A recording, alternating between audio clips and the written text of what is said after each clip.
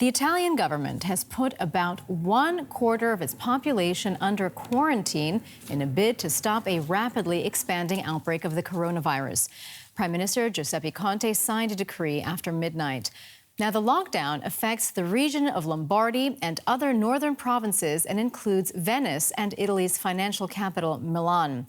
Italy is the country with the most coronavirus infections in Europe. The government's most recent figures show some 5,883 confirmed cases, and 233 people have died of the disease. The lockdown is the most drastic measure yet taken in a European country to try to contain the virus. Deserted train stations and empty roads. Northern Italian cities now placed under quarantine wake up to the effects of the new decree. Overnight, a very different scene. News of the imminent lockdown set off a rush to beat the clock. In Milan and in other areas affected by the lockdown, people race to train stations, trying to get out before it's too late. Because I read 2 hours ago that they may be putting out an urgent decree putting Padua in the red zone, and because I'd like to return down south to my relatives, I decided to go earlier. Lombardy is Italy's most populous region with 10 million inhabitants. Its capital, Milan, is Italy's financial heart. It attracts professionals and students from around the world and from all parts of Italy. This is where the coronavirus has hit the hardest, leaving hospitals unable to cope with a growing number of cases. Italian authorities say the drastic measures to curb the outbreak could not wait any longer.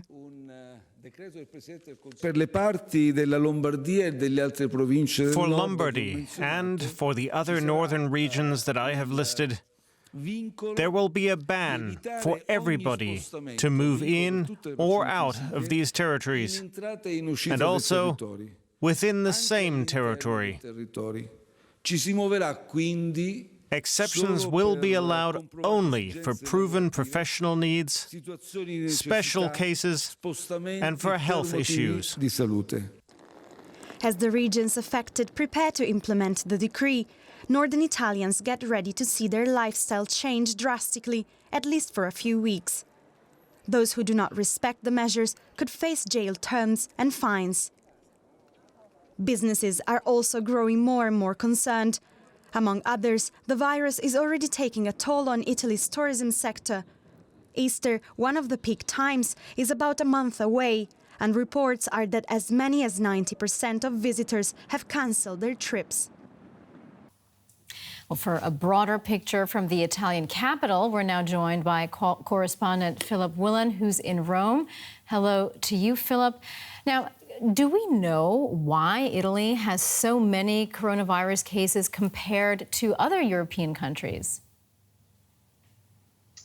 I think there are a number of reasons for this. One is that Italy began testing in large numbers very early on and scrupulously reported the results of the tests.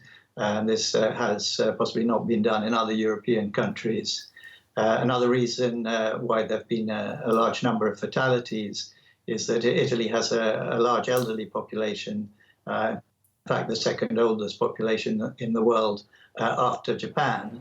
And of course, it's a very popular tourist destination. So it's had a lot of dealings with China, both Chinese tourists coming to the country and, of course, trade connections to Asia and to China in particular.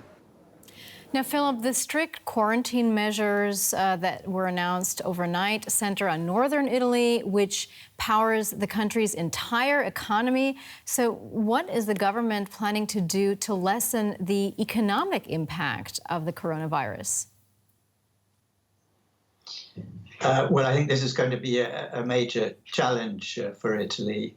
The government has announced a package of 7.5 billion euros to support the economy, to support businesses and individuals whose livelihoods are being affected.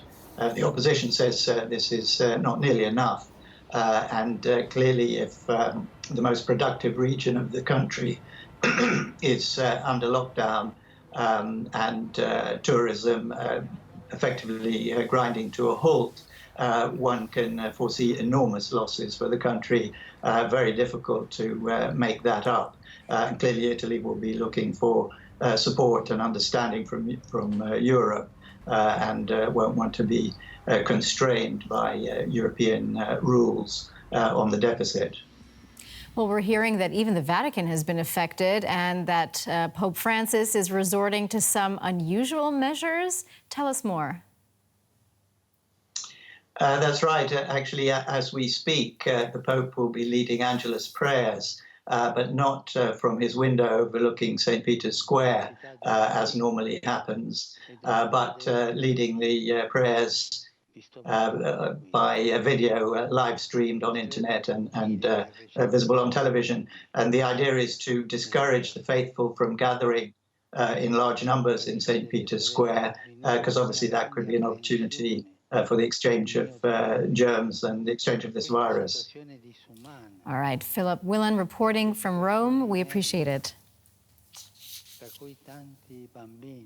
All right, let's get the latest now from journalist Silvia Bacardi. She joins us from the city of Milan, which means that she herself is now under lockdown. Hello to you, Silvia. So tell us, what was it like waking up to the news that now you are quarantined?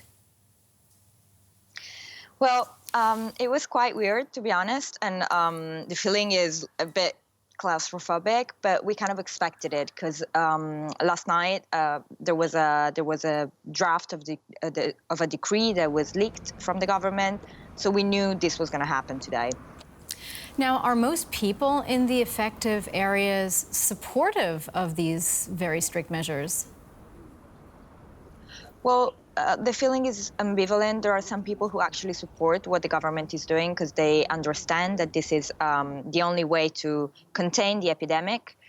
But there are also scared people, of course. Last night, the major stations of Milan were assaulted by people that wanted to leave and to maybe get to their families that they're living away from Lombardy.